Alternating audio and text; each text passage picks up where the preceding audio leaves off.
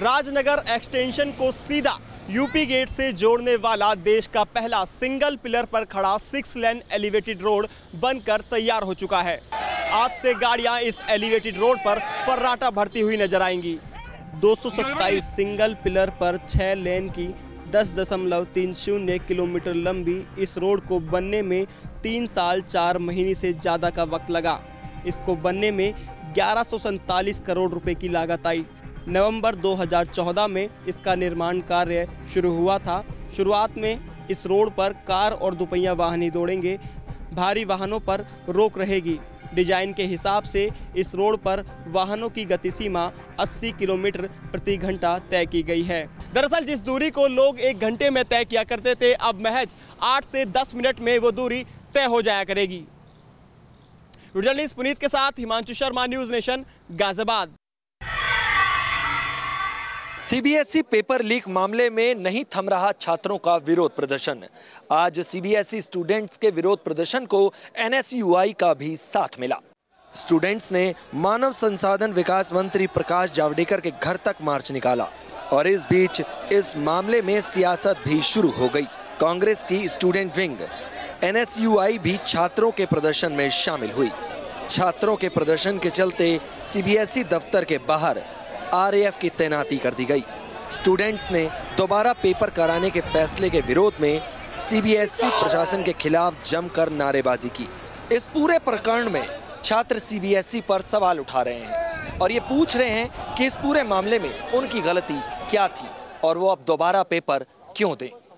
Video journalist Rakesh Singh Rawat के साथ Suraj Arora, News Nation, Delhi. CBSE paper leak मामले में दिल्ली पुलिस क्राइम ब्रांच तेजी से जांच कर रही है। इस सिलसिले में अब तक 48 लोगों से पूछताछ की जा चुकी है। क्राइम ब्रांच को अब उस विसल ब्लोअर की तलाश है जिसने कई बार सीबीएसई को पेपर लीक के बारे में आगाह किया था। 23 मार्च को सीबीएसई को एक अज्ञात शख्स ने फैक्स भेजकर दिल्ली के कोचिंग सेंटर और 2 स्कूलों पर पेपर लीक करने का आरोप लगाया था। उसके बाद 26 मार्च को सीबीएसई के रोज एवेन्यू ऑफिस में एक कुरियर मिला था जिसमें 4 पेज में 12th क्लास के इकोनॉमिक के प्रश्न पत्र के जवाब लिखे हुए थे। पुलिस को लगता है कि सीबीएसई को लगातार अलग अलग तरीकों से फैक्स के जरिए, कुरियर के जरिए और मेल के जरिए अलर्ट करने वाला ये विसल ब्लोअर एक ही शख्स है जो इस मामले को सुलझाने में एक अहम कड़ी साबित हो सकता है। और इसकी डिटेल्स निकालने के लिए दिल्ली पुलिस ने गूगल को भी चिट्ठी लिखी है। Delhi police crime branch CBSE के अधिकारियों से भी जानकारियां हासिल कर रही है। पुलिस के मुताबिक पेपर लीक की जांच का दायरा काफ़ी बड़ा है, लिहाजा किसी नतीजे तक पहुंचने में काफ़ी वक्त लगेगा।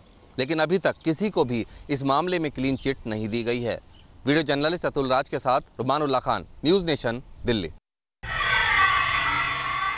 पश्चिम बंगाल के आसनसोल में अब भी परिस्थिति तनावपूर्ण है, लेकिन पिछले 24 घंटे में किसी भी हिंसा की कोई खबर नहीं आई है। आसनसोल में हुई हिंसा के बाद अब भी सुरक्षा बलों का रूट मार्च इलाके में जारी है। इलाके में किसी भी राजनीतिक पार्टी के नेताओं को जाने की अनुमति नहीं मिली है। आज प्रशासन ने इलाके में एक 15 साल के लड़के की मौत की पुष्टि की है। रामनवमी के जुलूस के बाद हुए हिंसा के दौरान 2 दिन पहले 15 साल के इस शख्स की मौत हो गई थी। आसनसोल में शांति कायम रखने के लिए राज्य सरकार ने इंटरनेट सेवाओं को फिलहाल सस्पेंड रखने का ही फैसला लिया है। वीडियो जर्नलिस्ट सुमित सरकार के साथ कोलकाता से Devyani Chaubey, News Nation. Rajasthan ATS ने एक बड़ी कार्रवाई को अंजाम देते हुए हवाला रैकेट का भंडाफोड़ किया है। जयपुर दिल्ली मनोहरपुरा टोल पर एटीएस ने 4 करोड़ रुपए की रकम जब्त की है। ये रैकेट राजस्थान, गुजरात, दिल्ली में संचालित था। देर रात को मनोहरपुरा टोल नाके के पास एक निजी बस में सवार बनवारी लाल की तलाशी ली। बनवारी के पास मिले 2 बैग में 4 करोड़ रुपए बरामद हुए।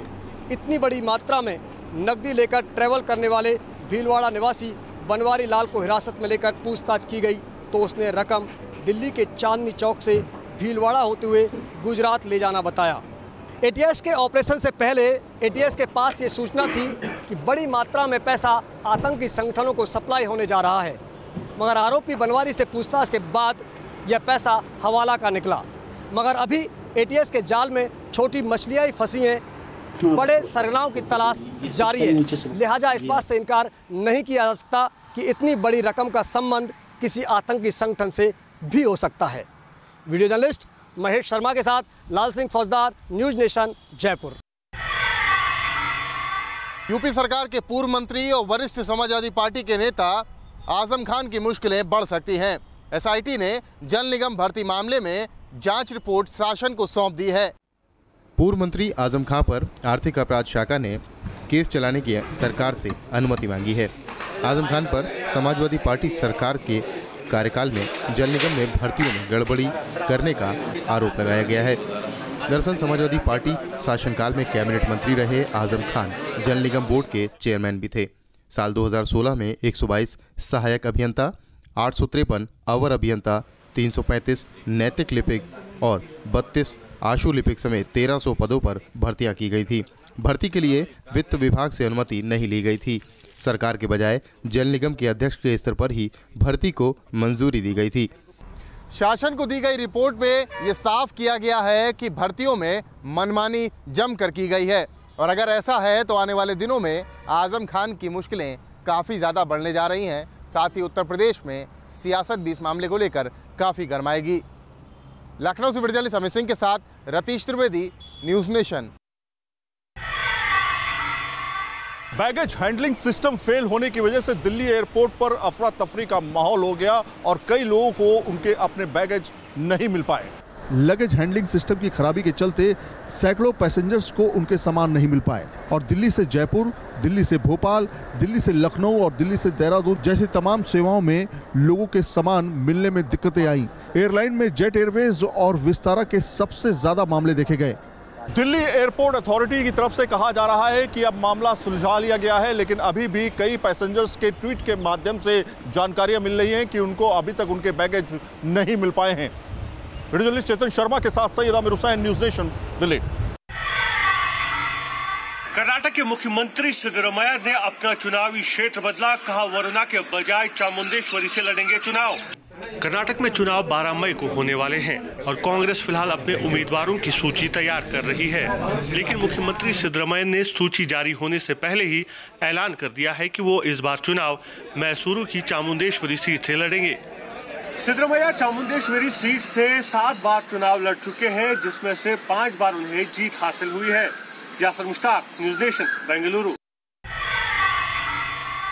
लगातार पड़ रहे 4 दिन के अवकाश के चलते तमाम सरकारी कार्यालय और स्कूल बंद रहेंगे, लेकिन रिजर्व बैंक ने आदेश पारित किए हैं कि 31 तारीख को रात 8 बजे तक बैंक अपनी सेवाएं लोगों को प्रदान करेगा। सरकार ने उन सभी बैंकों को जिन्हें सरकार की ओर से भुगतान प्राप्त होता है उनसे कहा है कि वो अपने सभी काउंटर 31 मार्च 2018 को रात 8 बजे तक खोले रखेंगे। इसके अलावा सभी इलेक्ट्रॉनिक लेन देन जिसमें सरकारी भुगतान के लिए RTGS और NEFT का इस्तेमाल किया जाता है वो भी रात 8 बजे तक अपनी सेवाएं देते रहेंगे। रिजर्व बैंक का ये फैसला क्लोजिंग को ध्यान में रखते हुए लिया गया है। वीडियो जर्नलिस्ट पवन तिवारी के साथ दीपक त्यागी, न्यूज़ नेशन, दिल्ली। यूपी के अमरोहा जिले में पिछले 1 हफ्ते में करीब 100 बंदरों की मौत के बाद हड़कंप मच गया और लोग दहशत में हैं। डवारसी गांव में पिछले 7-8 दिनों से लगातार बंदरों की मौत हो रही है, लेकिन इनकी मौत का कारण नहीं पता चल पा रहा। गाँव वालों के मुताबिक बंदर खूनी दस्त के बाद तड़प तड़प कर दम तोड़ देते हैं। रोजाना 10 से 12 बंदरों की मौत हो रही है। लोगों ने बंदरों को जहर देकर मारने की आशंका जताई है। बंदरों की मौत ने जिला प्रशासन की भी नींद उड़ा दी है। डीएम हेमंत कुमार ने मामले पर खुद संज्ञान लिया है, तो वहीं वन विभाग की टीम भी गांव में कैंप कर रही है। बंदरों की मौत की वजह जानने के लिए डॉक्टरों ने पोस्टमार्टम किया, लेकिन मौत का कारण स्पष्ट न होने के कारण अब उनका विसरा बरेली की लैब भेजा गया है।